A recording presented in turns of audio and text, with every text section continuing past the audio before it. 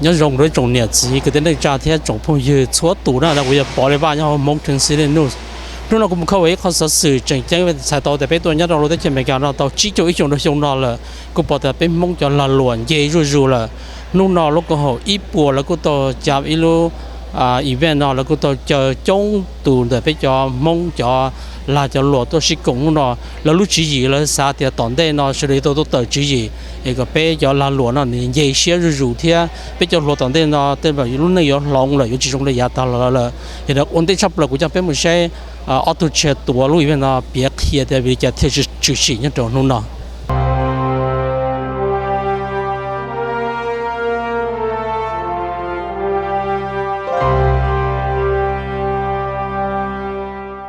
hiện nhớ trong nữa, Luam bây giờ chủ tu của gia sinh phan, I'm the chair for our business committee in Belu organization called HC100, and here's my co.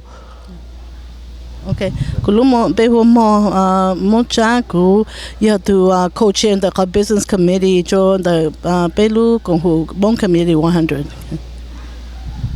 Yeah, so no beto no ya beto tan cho tu lan tu lo in Twin City, especially beto Hmong businesses, an entrepreneur. To no, we have over 150 registered, so we'll see how many show up today. But be sang ko tan cho tàu u je bên na be chỉ bo yin tla cho lan lo no. In Twin City here, individually, that's it. That's no best out there. To talk chicha show no la. To take a bay, we all come together and bay yo expand. She bound, she talk or bay jalan lo no lu mong ji tan no na. And then today we have we have Mo that will be discussing how Mo is able to expand with jalan lo. If you guys don't know, this Mo from Mo's Tropicals. And then we have the mayor, Golly, that we just elected her. So, Bisanko, that you're not Juno, Beto, side of Bo, no, or Ju, the Bisanko, Poto, to Jupeta, to Taipei, to Lantulo, no Tonte. You have few words to say. Cũng như người lấy cứ tu hành đó giờ bé tu tôi tới cho mình cả tôi chỉ cho xong rồi nè, rồi chỉ cho xong rồi但是呢bé tu very successful de bản mình cần cầu lên,但是呢Hmong community 100不到但giờ bé lu nó bring cho Hmong business ok nè, giờแต่bé chỉ lu plan ha bé chỉ lu coordinate ha bé chỉ lu 实操nè, bé chỉ hay là有冇一个做路行做嘢當地，可能佢一個佢都bé做佢 business。Be very passionate 就好be多地路过来嘛，个多到高雄这几上来出街了，be路 OK 个be路去帮去车，也么样的样个我到了我帮助了后，路途来都么了都好帮be还个be路Hmong community 叫 business 个be powerful 还 successful 的นู่นนี่นู่个be 叫说的路给只要他下子全部能到路当地有么 ongoing meeting 他 education 他 share resource 那要这北古中山都在说了，就是多弄了领路北是有么啦。And then Ian Bao, also the vice chair at Hmong Chamber of Commerce too. So be about that Hmong organizations, but we be lu no de be chia lu compete. But we're all here to collaborate with each other. And in the future, no, we want to make sure that regardless, be Hmong land lo, we can collaborate, help each other, and hold elected official accountable too. We want to make sure that they provide resources to So if you guys are not here, I think this will get distributed, but this is just the first of many events to come. So we'll have more events to come in the future. So. OK， 我做咗นู่น說到只都講俾哈，你本當都係俾全部弄到路等地下的，就咩叫 business， 佢นู่น咩都知道啦，就 meeting 要做咩呢？俾埋你continue every other month， 埋你卡做咩包的投資哈。Yeah, the both of us, we want to thank everybody that came to set up today. All the wives, all the spouses, all the kids, all the members of HC100, and all the different volunteers. I think it took like 45 minutes. Yeah, beto sera talen no. So thank you to everybody that came to support. I appreciate all you guys, especially our chair of HC100. He really pushed for this. So thank you to our chair as well. Yeah, 一考古上我做做把的 Mountain City media 不仅多 cover， 别弄弄哈，我做就别人弄只要但别叫个我拉路是在是不叫 media 了，不一样我拉路一样诶，没多在草坡呢，可以这个别去好的了，不一多不帮别人我做得到。And I think it's the first Hmong charter school, right? Or one of the very few Hmong charter schools. So, and I think this was built by our Hmong developers as well. And we have a lot of Hmong students that come through this school. So, thank you, Community School Excellence, for having us here tonight. Okay? So let's give it a round of applause as well. Okay, let's get started. Luam, I'm a founder of our organization, the HC100 organization. That's the Hmong community of 100. I think it's been on for 2 years now, and this year we have been focusing on many community issues the last few years, but this year we also really want to focus on our businesses. And our entrepreneurs within our community. So that's all of you guys that are here. So give all of you guys that attend here a round of applause for showing up, right? All the entrepreneurs here. Oh, that's me. Come on, you guys work hard, right? Yeah, thank you much better. Jer, I think we need more of your parents to get stuff here so that next time we'll have more energy. We need more sugar. But this year I'm fortunate enough to be one of the chairs for our business committee within our organization. And so we'll start putting a lot of these programs together to bring our Hmong business community together to support each other. We know that there are a lot of organizations out there already, so we want to collaborate with other organizations out there to support the Hmong businesses. It's been 50 years. We just did the 50-year celebration last year, right? And so, upcoming forward here, we want to be able to help our businesses grow and scale, right? And I think we have the knowledge, and we have the will, and we have the resources now, and we all come together to really grow and expand and scale all of our businesses, right? Is that right? Yeah. All right. Wait, is that right? Yeah.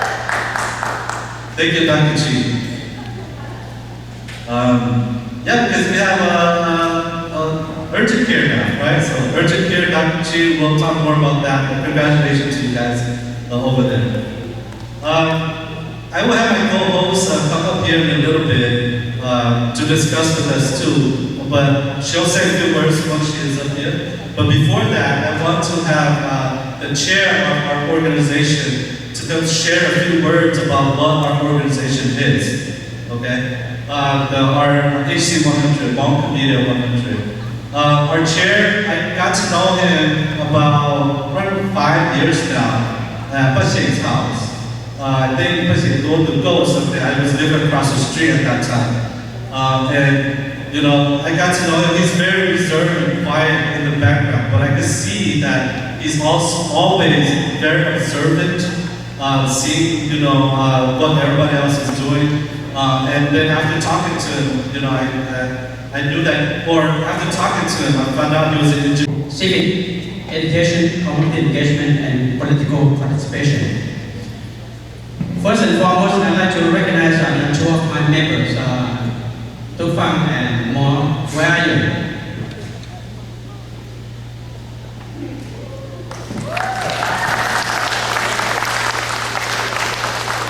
The last 2 months, they have been working very hard to put together, this magnificent, program, and so I really appreciate, what, they turn out. This is, in the house, more tropical, We have a Hmong world builder. You met Hmong, and then you met in the Luam already. Hmong village is in the house. Okay.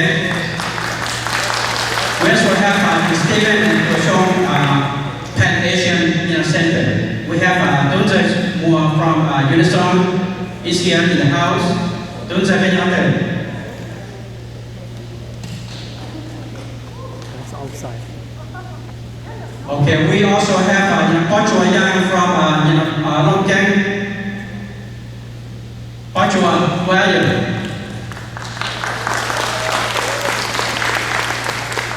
I also heard that we have a good deal, which is the largest grocery in the area in the house also. Her name is Shua Yang. Shua Yang Okay, thank you. Last but not least, okay, the mayor of St. Paul, our sister, she's going to be here soon, maybe in 10 or 15 minutes. And she'll be speaking here. She's also a business for herself too. Name Thawj Zaug Ntawm Hmoov, so let me tell you a little bit about myself. Okay, my background is in electrical engineering. Okay, I graduated class of 1981, maybe the first graduate since we came from Thailand. Okay, I worked with Lockheed on the F-16 jet fighter program for 12 years before I started my business. The home building business or construction in the Dallas area for 6.5 years. Okay, and since then I've been in a number of businesses, from shipping, auto transport, retail, travel agency, and also the first Hmong adult daycare in Minnesota. I also own transportation, and today I'm still doing investment in real estate. Okay, so I've been in business for over 36 years. So once again, thank you everyone for coming, and we'll chat more later. So enjoy your evening.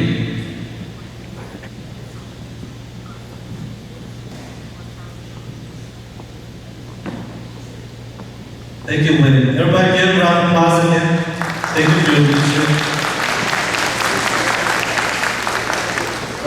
With that, I want to have all the HC 100 members and founders stand up, and their spouses stand up so we can recognize you guys as well. So, stand up.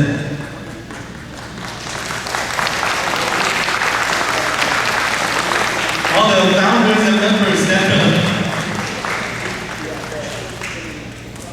Thank you. Without all your support, we could not complete our work here. So, thank you so much.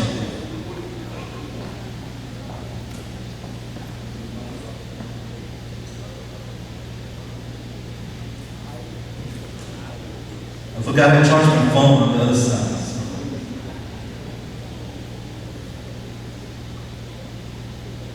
Mo, you here?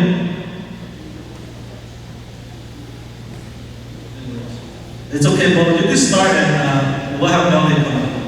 So it's fine. Well, actually, we still have our discussions that we want to hear from you guys. So let's do. Or hold on to that and then we'll... Mo, can you come up first? Okay.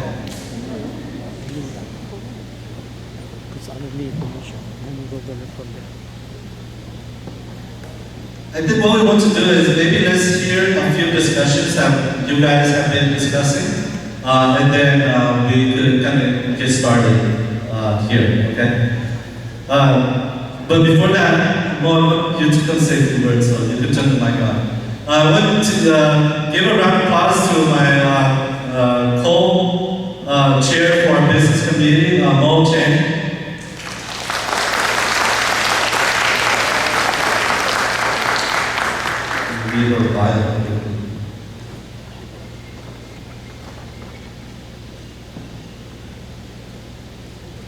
If you guys don't know, she's one of the founders of the Community School of Excellence here. I think, 30 years ago? She's been in the education field for 30 years. She's one of the co-founders here. She's been a principal all that time. Then recently, well, it hasn't been recent, it's been 10 years now. that she's also been in the entrepreneur business space. So she started Mo's Tropicals. I remember when we started at Roseville, my wife used to make me drive all the way over there to this little warehouse that they put together. And now they expanded to multiple locations in North St. Paul and also down in South St. Paul area down there. So with that again, give a round of applause for Luam. And the Paul will have a and we'll have the video just about the organization. So they say a few words first.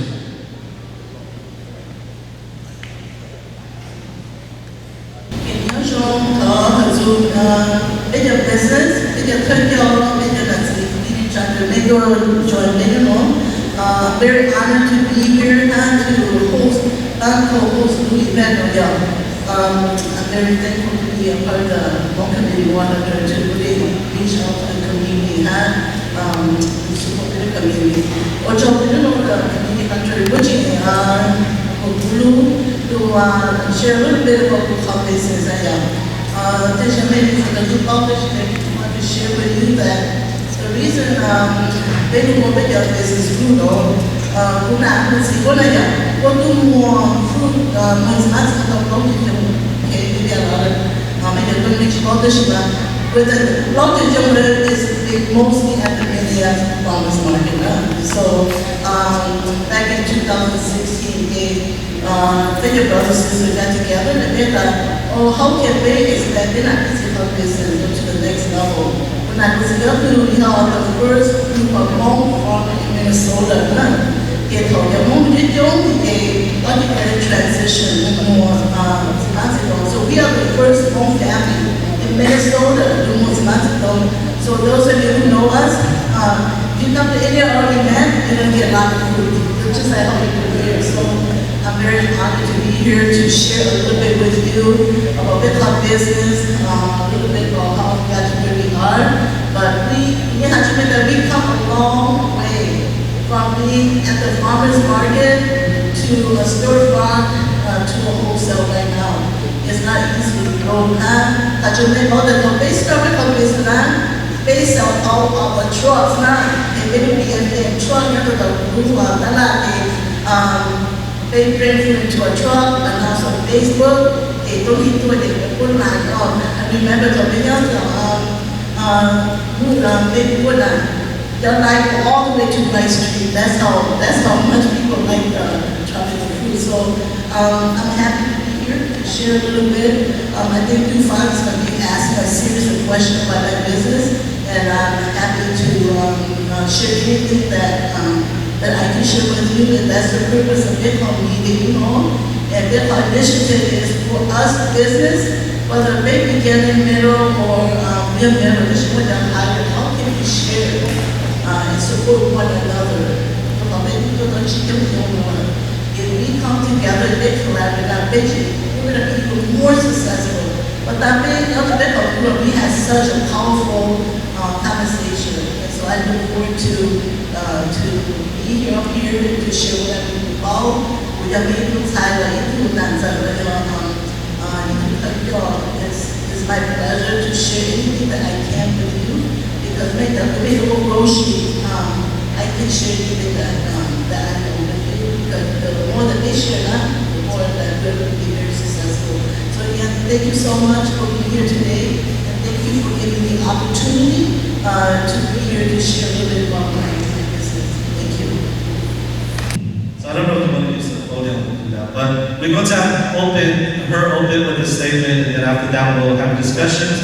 And if you guys have any questions for her, then feel free to ask her questions. Okay? Hey, Jerk, can you come hold this mic, and later if people want to ask questions, thank you. Good evening, everyone. I'm really happy to be here with all of you. I just ran from Rochester over here. This is our state convention this weekend, so I'm glad that I was able to make it back. I told Mo I wouldn't cancel again. It's a big deal. It's the convention. We're endorsing our governor tonight, and also our I can't remember the other seat that we're endorsing. tomorrow as well, and so I came back from that to be here with all of you. I think that what you're talking about today is really important. The small businesses, we know that they are the heart of the economic engine in any city across our state. And so I'm thankful to be here with all of you to share whatever it is that we are working on with you and be supportive in any way that I can be as the mayor to help facilitate businesses here in St. Paul. So thank you for having me here tonight.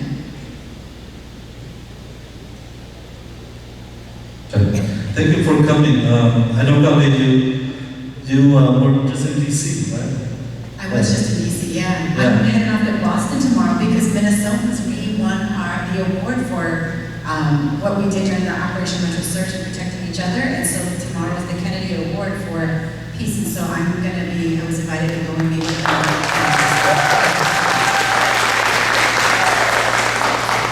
Yeah, thanks for speaking out. I know I saw you on social media, a lot of places doing that difficult situation that the administration put us in. So thank you for that, personally from me, but I think from everybody in the community as well. So we'll just jump in, and Mo, if you want to ask any questions, let's do that too. I remember, I didn't know all your background, but I told you this before. If you guys don't know Hmong, we have a session, a panel at Hmong House before. And the point is that this legislator be held accountable, not just during the process, but the election process, but after, right? Because after is what counts. And essentially, we have all the legislators there that Hmong to come and speak. And sorry, we didn't mean to catch you guys off guard, but after that is the only one that stood up, challenge us and make sure that it's not just that Ntawm Hmoov, that's not how it works. It's that once they get there, they people to hold it. Now, we as a community member need to also bring the issues up to the individuals, at that time she was state representative, for the elected officials to help us too. So, I remember that, I'm like, okay, this is my girl. When she runs for mayor, I'm going to support you. So that's why we supported her. Thank you again at that time. So with that said, yes, give a round of applause for her. With that said, just because she's married now, our community, we still have a lot of work. We need to bring issues to her so that she can help us resolve the issues, okay? So the Hmong shut down on our part. They signed into it, we just leave it, okay? So we need to still support her. This is just general stuff, but Mayor, what are some plans that, your current administration here, are thinking, to just help support the Hmong community specifically, but also just small businesses at large in our city? Yeah, thank you for that question. So I want to maybe just start off a little bit at the different levels of government. We have different levers, right?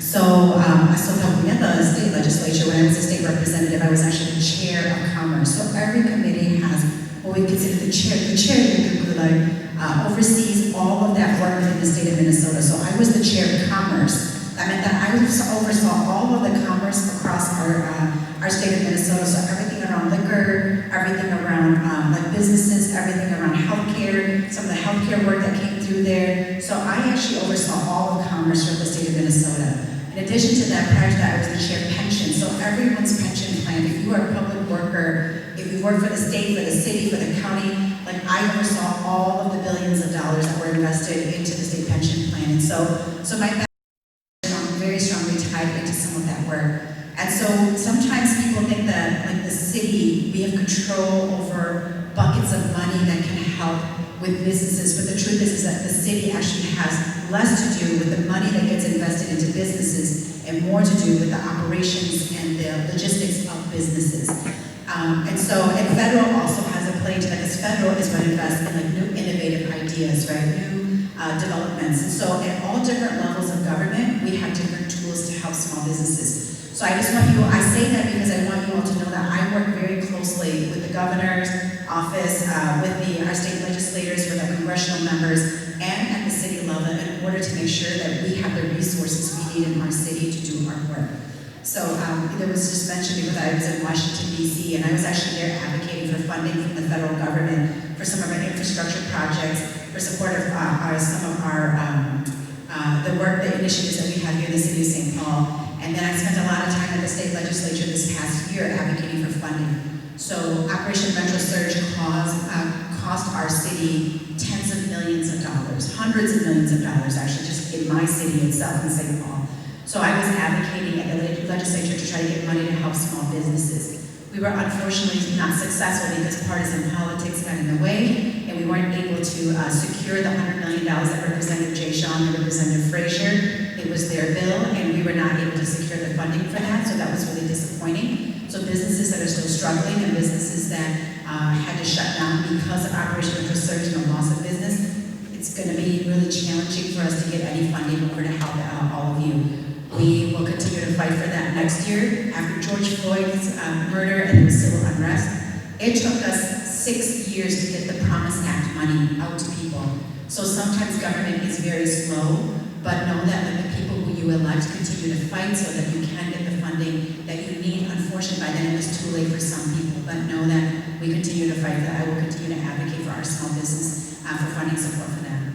At the city level, so we've been doing quite a bit of work around, we know, what I heard from people is that St. Paul was not open for business. From Ntawm Hmoov business owner when I was running for office, she was paying lease on her building for 18 months before she could get her permit in order to open her business. And by the time she got her permit, she ran out of money and she couldn't even open her business. To me, that is unacceptable, right?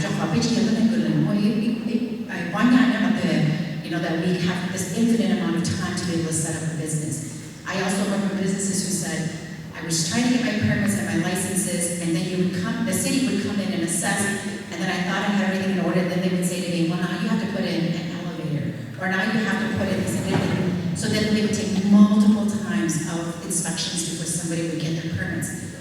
And because the city kept adding in more and more and more things, it became cost prohibitive for someone to even open up that business. Those are the stories that I heard over and over and over again from people. That is not the way we should run our city. So one of the first things I did was that I pulled together Public Works, DSI, and a PED to say when somebody wants a permit or a license, we have to work within our departments. And right now we are working too much in silos. So if somebody wants something, sometimes we don't even know if we can help them, but we don't get them to the next person who can. Or we might tell somebody something and then we're not efficient in making sure that we close out that ticket. I ask them all, do you know how many tickets, how many open requests you have? Do you know how long it takes for you to close one of those? Do you know when comes in manually and what comes in through your poly system? And they couldn't tell me their tracking system. So one, it's pulling departments together so that we're not working in silos. Two, it's tracking all of our data and all of our requests that come in so that we know that we're doing our job well. And three, that's how do we then create a system in which we're helping a business owner go through the entire process. So we don't just say, I'm done with my part. You got to go figure out the rest of it yourself. It is how do we create a system in which people feel like when they come to our city, we're going to walk them through the entire process so they get what they need to open their businesses. And I'll just give you one example of the changes that they've made already. If you drive by Midway and Snelling right there, you see that we have some cranes up now right by the Allianz Stadium. When I met with Dr. McGuire on that project, he was very angry at the city of St. Paul. And I had only been in office for 4 weeks.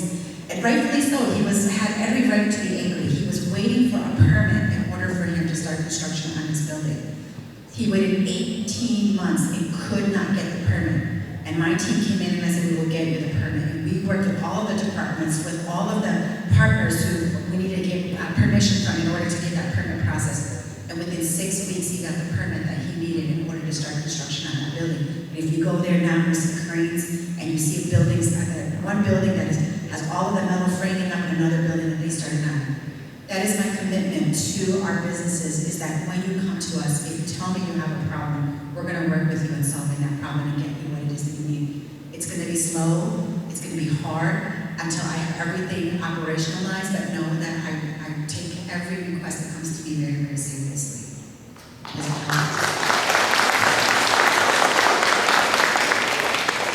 Yes, thank you.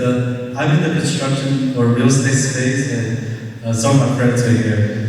It takes forever to get the permits, and we just finished a new construction. We did the plumbing work for that, but the plumbing guys don't talk to the building guys. And so then, even though the plumbing inspection said, oh, we're done, we're good, but they didn't put it in the system also. And so then the building guy, he doesn't talk to the plumber, so he doesn't see the system that's been completed. So I had to call like 4 different guys just to get that approved while it was supposed to already been approved. So that's something that if you guys could take a look at that to streamline that. Also for me, maybe do some review process of the inspectors because I think Mo and I talked about this. I think right now the inspectors come see our sites with a policing attitude, you know, where it's like they're trying to find something that's wrong versus like doing a collaborative inspection where you come and trying to help us and if there's things that are wrong, you know, we obviously want to get things done correctly and up to code, right, for safety and everything like that. But I think right now we have sort of this adversarial relationship and it should not be that way. So. And I don't know how much of what you guys, if you all have been reading the news, but I just appointed a new director of Department of Safety and Inspection, so DSI. Her name is Ia Zhang. So she will be running DSI now, and she just got confirmed on Wednesday. So Ia, I know that, you know, I read just a couple of comments, and I shouldn't read the comments, but they said, oh, Mayor Her is a Hmong person, and she's only appointed Hmong people. He is the first Hmong person that I appointed to run any of my departments. So like I appointed one Hmong person. And like I already been told that like I'm just appointing Hmong people, which isn't true. I'm appointing the most qualified person. I read an article today that said that Mayor Her appoints transportation czar Ia Zhang, and I said, wow, Ia, you're a czar? You're like, you're fierce. And I said, I hope that people see then that means that I'm serious about transforming DSI, that it is a culture shift. Like we know what your intention is. When you tell me you want to open a business or you want to develop a building, we know what you need. Why do we wait for you to ask us the specific things? We should be able to tell you these are the 10 things that you need in order to do your work so that you don't have to figure that out. And so just so you all know, Director Zhang is super impressive. She is a career public servant. She has a long history of working for not just Met Council and also the state of Minnesota and Hennepin County, but she also was the last director over in Rochester, where she oversaw all of the infrastructure and transportation. She's a licensed engineer. She is just super impressive. She's transformed teams. She's built really strong teams with good work ethic and so like I'm super confident that she's going to do all of the work that I want to see around changing culture of how we look at the projects when we come into your building. So I'm really excited to see what Director Zhang is going to be able to do in this new role. Yeah. That's really good. Oh yeah, give a round of applause for that. Yes. And correct me if I'm wrong because I'm not in politics. So this is what I wanted to, so correct me if I'm wrong, like Bishop Thawj Zaug, right? So the representatives at the state level and the city council, they manage the funding, right? They allocate the right? And then the mayor's office is an executive position, where whatever we want to get done, she goes out to right? So you don't go to her to ask for money, right? Is that correct? Yeah. All right, but that's actually pretty good. I will say that at the state level, it is all funding. They don't do any of the operations. The governor does that with his commissioners. At the city level, we are a strong mayor system, so the mayor actually handles the budget. City council passes policy, but they don't have control over the budget. I do the budget, and then they either approve the budget or they, deny the budget. But I work with them and try to figure out their priorities too, but in a strong mayor system, I'm the one that puts that budget together. You can ask me for money, but I will say that it is not looking good. So we are trying to close a $26 million gap in this next budget cycle. And so there's a lot that is in front of us, and I always tell everyone that create new things if I can't take care of my old things. And so it is important for me to be somebody who is very fiscally responsible. And so yes, I handle the budget and they handle the ordinances and legislation passed.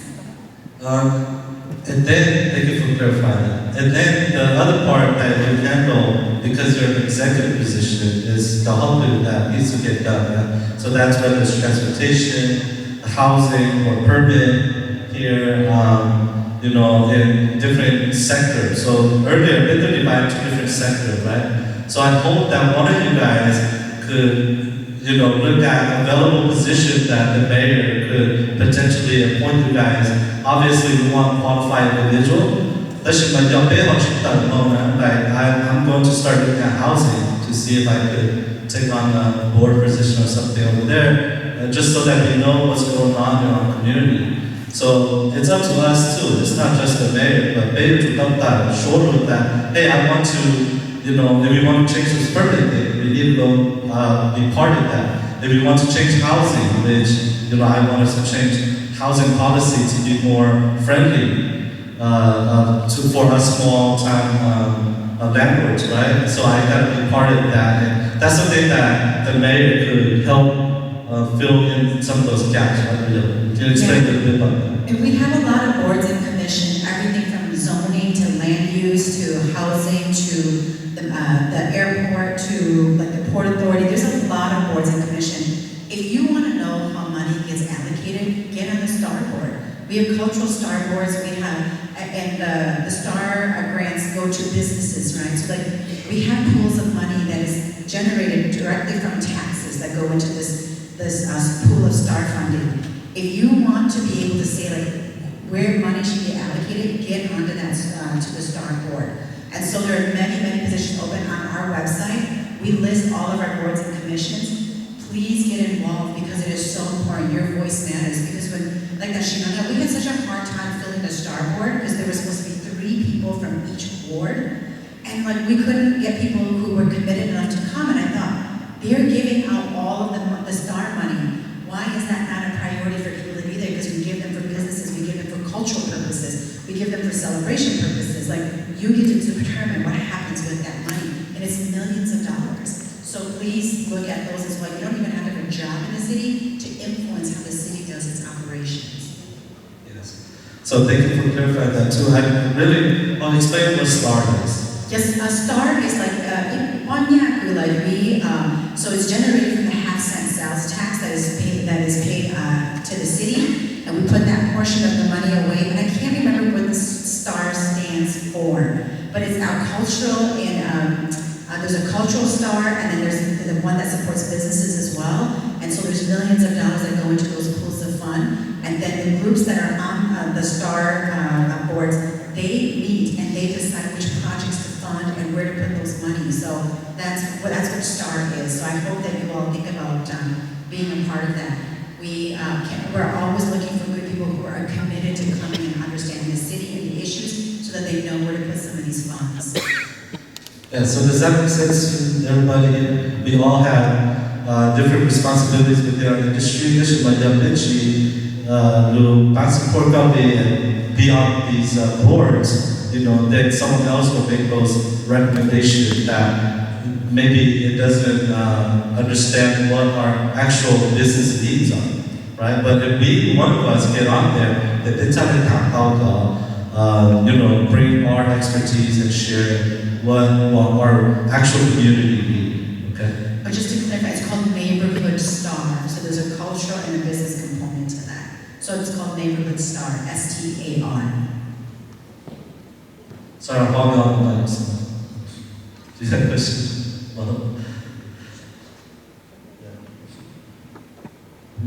Mo have a lot of questions. And then we can open up for Q&A too, so don't plan to, you guys get ready. If you have any questions for the mayor or for one of us here, just get that ready and then we'll open it up to you guys. Question about kind of like the inspectors and the kind of their attitude. So I've heard from that from more than just the Hmong community. I hear that from all businesses that, the inspectors do not always come in with the most proactive attitude or like the kind of like how am I here to help you. It's more about they come in and there might be adversarial and they may not be productive. And so know that I've heard that from many communities, and I did have a conversation with Director Jean about how do we change the culture of how we do our jobs. We are here to serve people. We are not here to oversee them and to impose ourselves on them. Our job is to serve our public, and so that's really important to me. Thank you.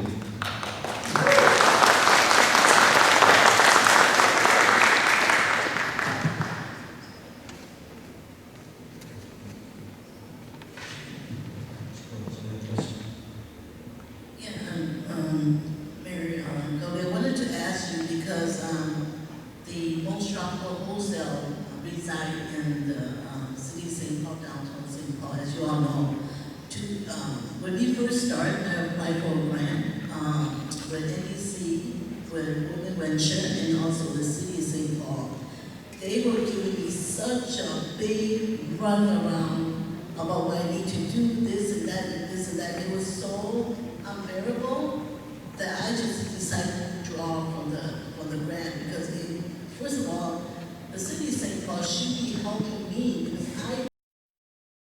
because I bring all of this together so that the people question do long. It's not just talk about that, but building more and like you go down the next person, so we could share and support that. That's a very good idea, and I think it should stay simple. Yeah, Shaka Tumo, in a common question, okay, that a lot of people who have not been in business, they don't decide that they more the same concern. Shalipatato, you go high, the purpose of the pay for gathering is more than just a resource, okay? It's like a network like a page, and more, okay? Moreในเวฟอร์วิชั่นของเราเนี่ยเป็นชี้จะชงนะเป็นแต่จอตรงเราชี้จะชงในนั้นแต่นั้นแต่ฉันว่าเป็นจะมองมุ่งเงียบจอดเลยสปอร์ตยังไงเรา especially เราอย่าง people นะเรา make it over in 6 figure แต่นั้นแต่นี่ยังรู้จักว่าเนี่ยเป็นมุ่งเงียบจอดเป็นมุ่ง knowledge จอดเป็นมุ่ง experience จอดแต่นั้นเป็นตอนโอเคแต่นั้นเป็นที่มุ่งต่อ the next level แต่นั้นแล้วโอเคหมอจ้างนี่ยังยิ่งตัวแต่นั้นมุ่งขอ vision นี่แต่นั้นนี่เทศศาสตร์จอดแต่นั้นโจเป็นจอดตัวเองเทียบตาผู้จัดการแต่ละอีเวนต์เป็นของ small gathering แต่ละนู่นเป็นว่าเจ้าชาจะ big business เนี่ยอ๋อ so you have to look for them and get help ตอนเดียวจะเรียนสมัยอย่างป้าเขาเนี่ยโค้ชเนี่ยตอนเดียวจะ own a restaurant เนี่ยคนนั้นมันจะต้องอะไรที่อ่ะโอเคตัวหมดเลยbest เนี่ยมันจะก้อนจอได้ถ่ายแต่ละแล้วถ้าได้มั่วแล้วเขา perspective จะก้อนนะไอเดียแล้ววันเราtrong này trảแต่ละรู้จักนั่นนี่จะ specification สายเลยจ่ายจะวันนั้น criteria ชี้สายเลยจ่ายแต่ละแค่ก็คนวัวต้องชี้วัวเลยจ่ายแต่ละนั้น for คนเนี่ยมาคนนั้นมีข้อเดียว best shot เป็นข้อเดียวก่อนเราจะได้ข้อเดียวแล้วจุดคนละหมดแต่ละนั้นไอ้คนเราไปตามผู้เชี่ยวชาญแต่ละเนี่ยเป็นยังเป็นพวก terrorist เป็นเกย์ยังในที่ต่อยลูกโดนช็อตร้อนจะต่อรถฟิวนะkita lena contoh datang nanti ya digital ni century kita punya kan mention tapi food tu dah na yang mau top tu yang tu donate tan orang apa itu na sudah pamot tu mau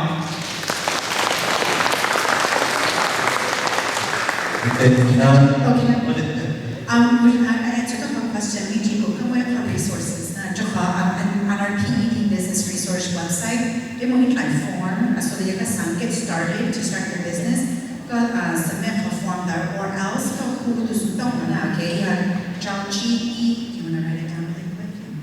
Yeah, Zaug or Zaug. So you go to Ntawm then we can connect you with you. Then go back figure out like how to get your business started here in St. Paul, okay? So we also have a page on our website, but maybe I can send a link to Committee 100 later, and they can put that up as well, okay? Okay, so that you can open your business in St. Paul, okay? Yeah, send to us, and the chair of Chamber of Commerce is back there. Mike, will you raise your hand? I'm the vice chair over there too, so our chamber could help you out too. So reach out to Mike then. Okay, question? Hi, my name is Mason with the Recovery Residences.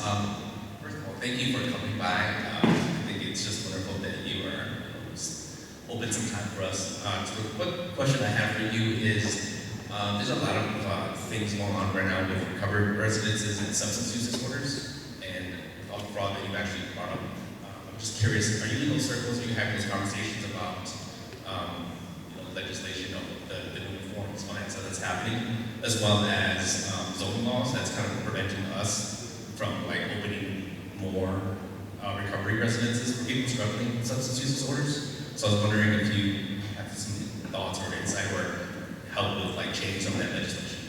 I just want to make sure I got your question because you were cutting in and out a little bit, but you're wondering about if I'm familiar with the word around substance abuse disorder and like right now access to being able to open up facilities where you are able to help people who have substance abuse disorder. Correct. Is that correct? Okay. Yeah, so sober homes. Yeah, so that is such a good question. You know, this past year there was a lot of legislation put in place that actually made it more difficult to get reimbursements for the sober homes and housing, like whether it's transitional housing or housing that supports those with addiction. And that was because of the fraud, that they were just, the blanket fraud, and then they were impacting this sector that actually has done a really good job in providing support and providing help.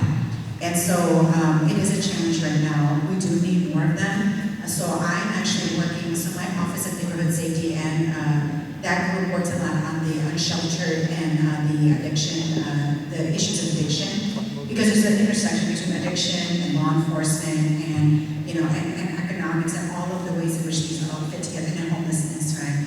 And so we have a plan about what we need to do around some of the encampments, but also in order to do that, to work with encampments, we got to have more addiction support services. We need to have more sober homes or more homes, even if it's a wet house, right? In order to have the support. That's a challenge because all the funding for those homes have been cut as well. And so we are trying to find as many partners who might have capacity to take people in and try to get an inventory of like who can take people, even if you can take 2 people, or you can, your house, like we need to rezone it so that you can house 20 people. Like we are willing to work with you. So if that's something you're interested in, please, my staff, Finn Carpenter, he's here, raise your hand, Finn. And come give your information to Finn so that we can plug you into those conversations we're having and how we can support that. And a lot of the times the funding for these types of housing and housing support comes from the county and comes from the state. And so if we can plug you into Ramsey County and we can plug you into to the state and whatever pools of funding they might have now, we'll be more than willing to make a connection with you and those individuals so that we can get more of the support services and housing support out there. Thank you so much. One last thing. Put the mic closer to. Sorry, just one last thing. Thank you for that answer. I'm just curious if you ever want to visit our site. I'd love to have you. I would love to. Let Finn know, and we'll schedule, because for me, I learn the best when I get to go out and meet with people and see the issues, which is why if you follow my social, I'm out a lot. Yeah. So I would love to come visit and take a look. Yeah, you've actually already met my colleagues, so we're just waiting for you to schedule. Fantastic. Yeah, we'll schedule a couple of tours together. Bro, thanks. Sober home is still sort of taboo topic within our Hmong community, and so thank you.